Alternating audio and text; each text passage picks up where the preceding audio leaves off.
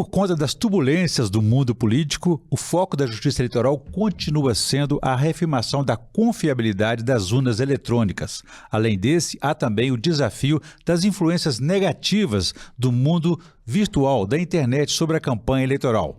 Qual deve ser o modelo de gestão para lidar com essas demandas? Esse é o principal tema de hoje do Pensamento Jurídico, uma produção da Associação dos Magistrados Mineiros, a AMAGES.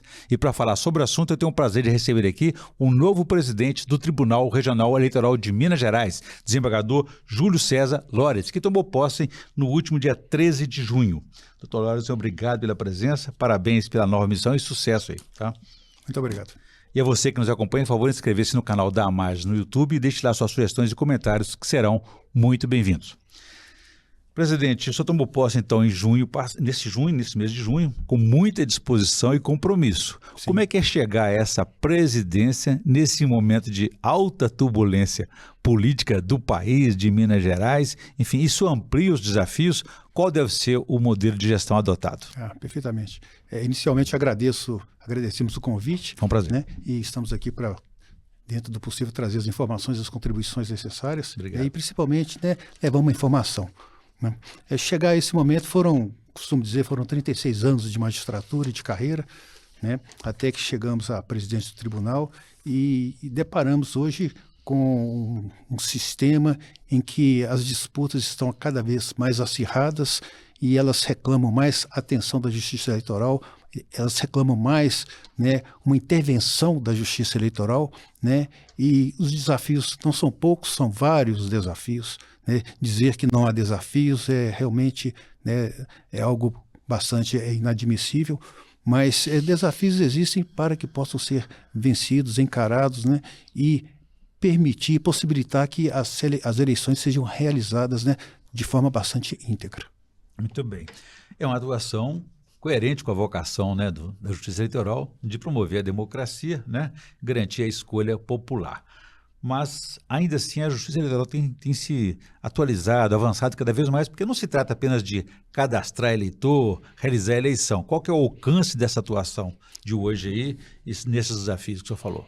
Eu, inclusive, no discurso de minha posse, eu fiz referência que a atuação da Justiça Eleitoral não se restringe apenas ao cadastramento, né, de eleitores. Ela vai além desses objetos, né? A Justiça Eleitoral hoje ela se preocupa muito com a desinformação, com o desserviço, né, que parece que tornou-se algo assim que busca se preponderar, né, para desequilibrar o equilíbrio nos pleitos.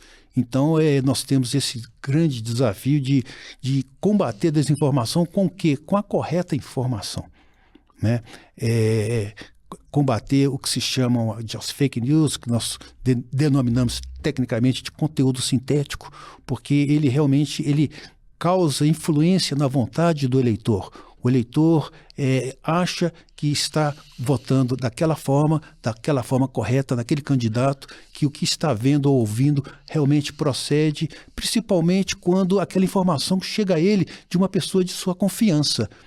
Então, o resultado é que realmente a sua manifestação na urna reflete realmente a sua verdadeira vontade, quando, na verdade, né, estamos deparando de uma situação que não procede, porque ele foi realmente conduzido a uma situação em que irá depositar uma manifestação de vontade que não corresponde à vontade real dele. Então, essa é a nossa grande preocupação, a preocupação da Justiça Eleitoral de levar ao eleitor o conhecimento apropriado para que ele livremente possa votar. É impressionante como que a mentira, né, foi ganhando proporções e importância no meio das pessoas.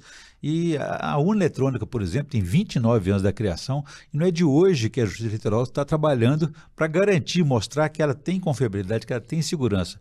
Que novos métodos os senhores vão usar a partir de agora, nessa gestão do senhor, para poder reafirmar isso? Há 29 anos de sua criação, agora em maio, né, ela já demonstrou, né, e o tribunal, apesar das comissões de auditagem, o tribunal já está mais do que patenteado que as urnas são dotadas de autenticidade e integridade, né? Inclusive, são matérias que já nem mais se questionam sobre a integridade das urnas. Então, nós temos que isso é uma questão já há anos já superável. A urna é íntegra, sim, sem nenhuma dificuldade. E quando a gente fala de confiabilidade e segurança, nós estamos falando de auditagem, transparência, enfim, há uma série de fatores aí que reafirmam e confirmam essa digamos, essa lisura do processo eleitoral em torno das urnas eletrônicas, né? Perfeito. Agora, doutor Loras, nesse mundo virtual, os desafios são crescentes, né? E agora a gente vê que o uso indevido da inteligência artificial também nas eleições. Como é que vai lidar com isso? Primeiro, nós temos que entender o que é realmente a inteligência artificial, né? Porque nós temos que, primeiro, entender qual é o problema, compreender o problema para saber como combatê-lo. E a inteligência artificial é realmente esse conteúdo, né? Esse conteúdo que ele vem na contramão, né? Da verdadeira transparência e, como dito, as dificuldades são enormes e parece que existe muita facilidade do mal evoluir, né? Porque ela pode ser usada para o bem também, né? Ela com certeza, com certeza ela foi primada para o bem, né? Para facilitar, para evoluir. Mas ela realmente é uma ferramenta que não é devidamente apropriada, né? Então, nesse sentido, ela é utilizada para realmente desprestigiar, para prejudicar, para alterar a realidade dos fatos das pessoas, né? Ela vem metamorfosear uma realidade, né? E ela, nesse sentido, ela é extremamente prejudicial, ela é tóxica e ela prejudica com força, né, a vontade do eleitor. Daí a nossa grande preocupação, que é o combate à desinformação. E que não tem nada melhor do que combater a desinformação com a correta informação. É a grande vacina, né? Agora, quais são os parceiros do senhor nessa caminhada, nesse projeto aí? Porque é preciso envolver mais instituições aí, especialmente quando a campanha eleitoral estiver em plena atividade. Nós temos várias parcerias para vários procedimentos que são realizados, porque, como eu havia dito, o tribunal não se restringe apenas às eleições, né? Nós temos várias parcerias para as várias finalidades, né? Vários projetos sociais, mas, né, relativamente ao processo eleitoral, temos aí, oriundo do TSE, dos tribunais, né, as divulgações sobre, né, os procedimentos a serem adotados, inclusive, né, até mesmo através do próprio disco eleitor, né, que a pessoa pode confirmar as informações que chegam até ela. A questão é que, às vezes, né, as pessoas não têm o trabalho de ter o próprio aplicativo e-título ou de não atualizar o aplicativo, né? Ou às vezes não ligar, né? Às vezes eu vejo, né, propagandas na rádio falando quando, né, o funcionário da CEMIG se apresentar, verifique o crachá dele, ligue para a CEMIG, confirme-se. É muita burocracia, né, para aquele momento ali, né? Então, é uma dificuldade enfrentada pela Justiça Eleitoral para que, né, possa combater essa desinformação na medida em que, enquanto nós estamos buscando ferramentas, mecanismos para combater, né, quem utiliza a inteligência artificial para o lado negativo, já está bem mais avançado, né? Então, não podemos deixar de afirmar o nosso temor, porque iremos atuar na medida em que esses conteúdos chegarem à justiça. Enquanto não chegam à justiça, eles estão derramados em público, né? E uma vez derramados, eles estão produzindo seus efeitos. A intenção sempre é interferir na escolha livre e espontânea do eleitor, né? Exatamente, interferir.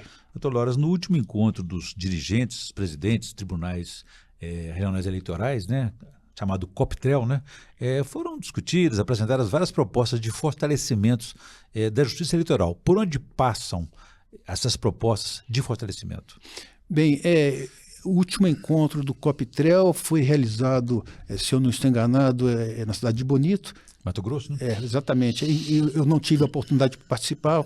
Quem participou representando o TRE foi, na época, o desembargador Ramon, né? Ex-presidente, né? Exatamente. E, da minha parte, a gente atuava no Colégio de Corregedores do Brasil, mas a preocupação, né, com relação aos presidentes é sempre muito relacionado à questão de gerenciamento de pessoal para que possamos ter um aparato, né, compatível para atender uma demanda que é uma demanda muito exigente.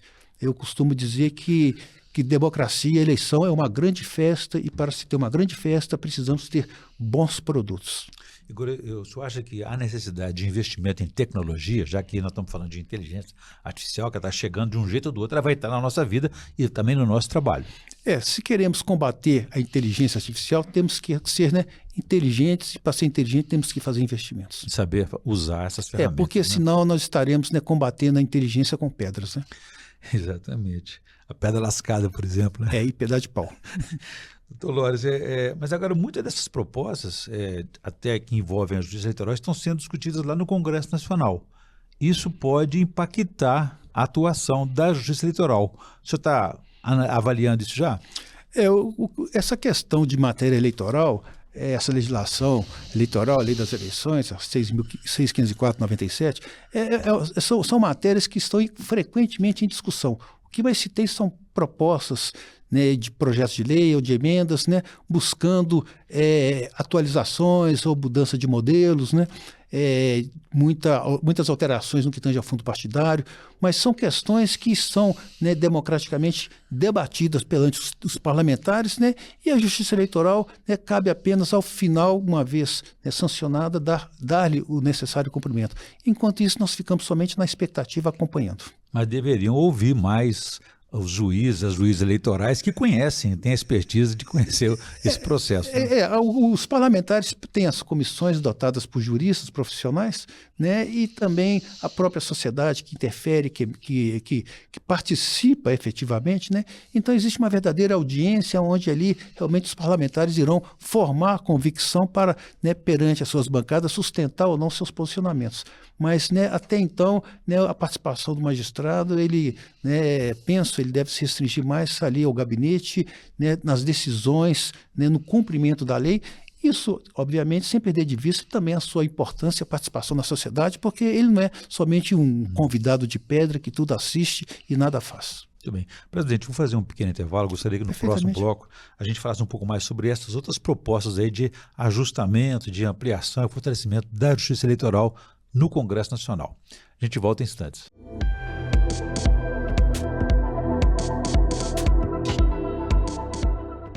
Estamos de volta com Pensamento Jurídico, hoje uma edição especial para destacar os desafios da justiça eleitoral nesse momento de turbulência política do país, de Minas Gerais, e também sobre as propostas de fortalecimento da justiça eleitoral. O nosso convidado de hoje é o novo presidente do Tribunal Regional Eleitoral de Minas Gerais, desembargador Júlio César Lorenz, que tomou posse no início de junho. Doutor Lorenz, então, é uma questão que eu deixei para o senhor aqui no bloco anterior, sobre esses ajustamentos, o fortalecimento, outras medidas que possam facilitar o trabalho da Justiça Eleitoral. Lá no Congresso, vocês estão falando até em fim de reeleição, né? E até a coincidência, a simultaneidade de mandatos de vereador, prefeito, até mesmo presidente da República. Aí teríamos eleições de 5 em 5 anos, né? Já que todo mundo teríamos eleições gerais. O senhor acha que essa mudança é positiva? Orion, a maravilha de um país onde existe a democracia é a liberdade de expressar, discutir e apresentar, né, o seu posicionamento, o seu entendimento, sempre, obviamente, de forma respeitosa e de forma justificada, né? Temos posições que entendem que as eleições devem coincidir, temos entendimento contrário, e isso é uma matéria que está sempre em discussão, né? Parece que ela nunca se encerra, porque talvez, às vezes, ela vem para atender determinados interesses, né? Então, né, é uma matéria que está em discussão, continuará em discussão, não encerrará, talvez possa mudar o modelo, porque, né, caberá ao Congresso essas decisões, né? Mas até mesmo mudando o modelo, nada impedirá que futuramente possa ser renovado o modelo, né? Então, né, em um país de democracia, né, a palavra é aberta, né, desde que as pessoas convençam os demais parlamentares, né, e a chegar a um termo. E chegando a um termo, caberá à Justiça Eleitoral dar executoriedade a esse comando, né, legislativo. E a palavra-chave sempre é participação, né? E uma das grandes pressões, discussões do momento aí é a questão da participação feminina, a presença da mulher na política também. Como garantir, como investir, garantir mais presença delas nas eleições e nesse processo político? É um tema muito interessante porque não basta apenas a participação da mulher. É importante a conscientização da necessidade da presença dela. Né? Nós temos legislações, temos enunciados que disciplinam sobre essa matéria, mas o mais importante é saber que ela tem um espaço e que ela é importante e que ela tem que ocupar esse espaço. Então, através dessa divulgação, né, o poder, né, do voto dela, né, é igual ao de qualquer outro. Então, é importante que ela saiba que ela também é uma protagonista desse processo eleitoral e, como tal, né, ela, antes de ser uma convidada, ela já deveria estar, né, ocupando essas cadeiras, né? Então, é muito importante essa divulgação, essa conscientização de que, né, o momento já chegou, já passou e ela já deveria estar mais sendo atuante, né? E como, de fato, né, existe um grande crescimento de atuação feminina, graças a Deus. Muito bem. Bom, e nessas discussões de políticas afirmativas aí, a que está na base dela aí a distribuição do fundo partidário, né? Porque se uma pessoa eleitoral partidária, se um candidato, uma candidata receber um investimento desse fundo, vai ter mais condições de se eleger do que aquele que não receber. Como é que você vê essa distribuição? Ela é para se tornar mais democrática, mais transparente? A distribuição ela deve vir como forma de incentivar, estimular, né, a candidatura da mulher. Não pode haver restrição, deve haver no mínimo um equilíbrio na divisão dos valores, né, e principalmente incentivo para quê? Né, para que, né, você possa trazer mais mulheres para disputar o pleito. Doutora, vamos falar um pouco agora sobre a organização das eleições para o ano que vem, que é a missão que o senhor recebeu para até as eleições de 2026, que deverão ser as maiores da história do país e de Minas Gerais também. A questão dessa organização e da biometria, qual a importância dessa identidade biométrica? Elas podem combater aí possibilidades de fraudes? A biometria poderíamos falar que a biometria estaria dentro de uma espécie do gênero, né, de organização, preparação das eleições, né?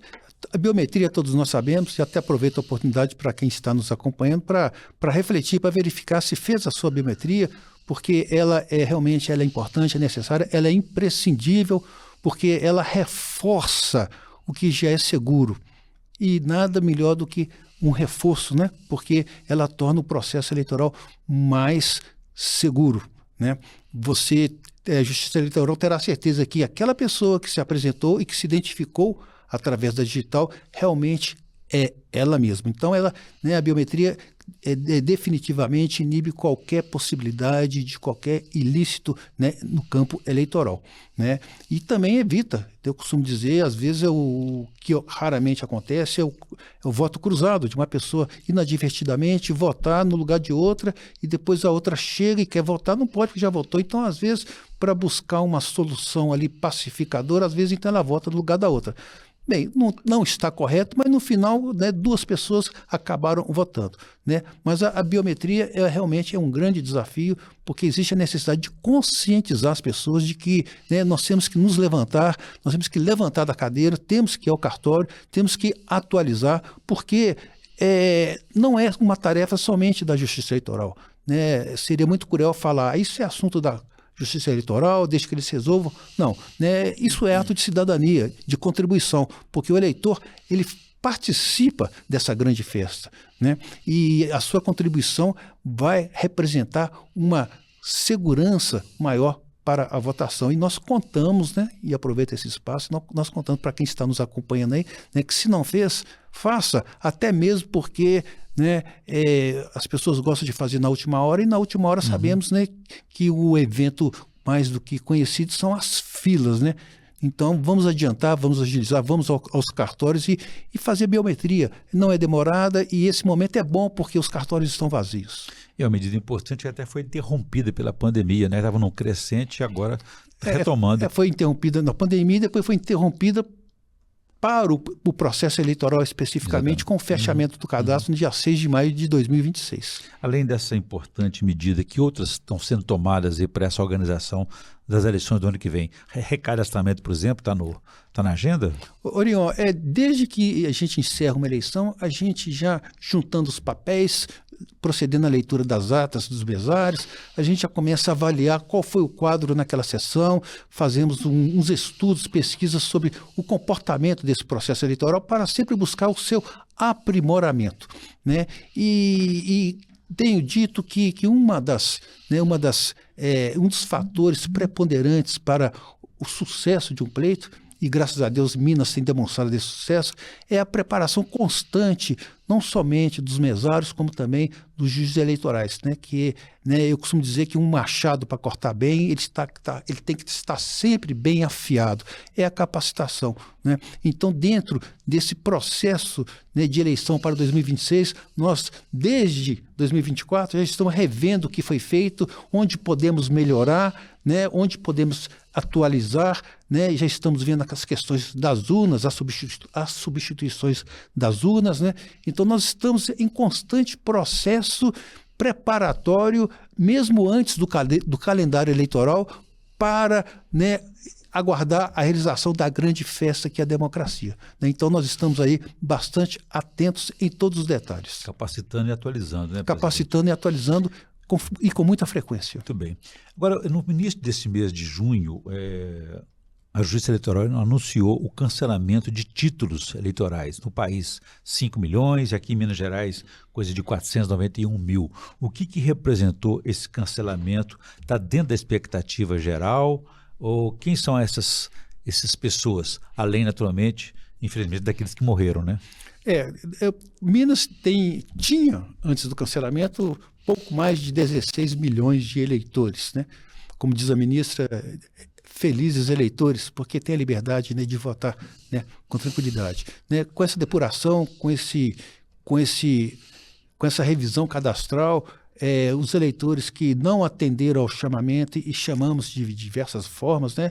Esses eleitores que não exerceram o voto em 3 momentos oportunos tiveram, em decorrência da lei, o cancelamento do título, né? Tecnicamente, eles não são mais eleitores, né? Tecnicamente, eles não podem votar, e para que eles possam exercer os direitos políticos, principalmente o direito de votar, eles terão que comparecer aos cartórios, né? Para regularizar a situação, né? Por quê? Porque faltaram a 3 eleições e não justificaram. Então, eles têm que acertar com a Justiça Eleitoral, e é o momento para também, né, fazer a biometria. Para quê? Para que eles possam ser, né, para que possam retornar os seus nomes, para que possam ser incluídos no caderno eleitoral, para que possam estar habilitados no dia da eleição.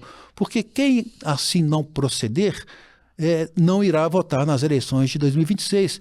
E às vezes a pessoa irá à mesa e vai falar: eu sempre votei nessa sala, nessa escola, mas meu nome não está no caderno. Por quê? Por que, senhor eleitor? Porque o senhor não fez, né, não compareceu ao cartório e não regularizou sua situação. Então é importante fazer essa regularização para que possa resgatar o direito de votar ano que vem. Caso contrário, infelizmente não votará. E isso corresponde a uma grande perda para a Justiça Eleitoral, para a democracia em si, porque são 491 mil eleitores a menos. E um voto só, sabemos, faz a diferença. É importante participar da decisão dos destinos do país, né? Exatamente. Eu costumo dizer que as pessoas reclamam da situação que estamos vivenciando, mas as pessoas não sabem da força do voto, né? E o voto pode modificar. Tem, né? E você que não está satisfeito, vá lá, vote corretamente, de forma consciente, para, juntamente com os demais, poder transformar esse país que você acha que talvez não seja o melhor. Presidente, é preciso então pagar uma taxa para fazer essa regularização, e ela pode ser feita pela internet também? Perfeitamente, bem lembrado. Para cada turno que o eleitor não compareceu, ele vai pagar uma taxa no valor de R$ 3,51, é uma taxa de valor pequeno, né? E ele não precisa necessariamente ir ao cartório, ele pode regularizar toda a sua situação através da internet. Ele só precisará ir ao cartório se houver necessidade da sua biometria. Se ele não tiver, ele terá. Caso contrário, não precisará, poderá fazer tudo pela internet. Ou seja, se já tiver biometria, faz tudo pela internet. Exatamente. E fica regularizado. Se não tiver, aí sim ele tem que comparecer ao cartório. E quem está sem título, além de não votar, também tem outras condições que podem prejudicá-lo, como concurso público, enfim, outras situações, até viajar para fora do país, né? Exatamente. Se você não estiver em dia com a justiça eleitoral, né, você não está na plenitude dos seus direitos como cidadão. E isso, com certeza, importará consequências, principalmente na esfera pública. Muito bem. Bom, eu conversei aqui com o novo presidente do Tribunal Regional Eleitoral de Minas Gerais, desembargador Júlio César Lores, que tomou posse no dia 13 de junho deste ano e terá aí a condução do processo até o ano que vem, preparatório para as eleições de 2026. E falamos aqui sobre as novidades, os desafios da Justiça Eleitoral para esse período aí. Doutor Lores, muito obrigado pela entrevista, foi um prazer recebê-lo aqui no Pensamento Jurídico. Estamos à disposição. Muito Nós obrigado. aqui agradecemos. Muito obrigado. Bom, e você que nos acompanhou até aqui pode ver e rever esse programa nos canais da Mais no YouTube, também na rede social e no site da associação. Obrigado e até a próxima.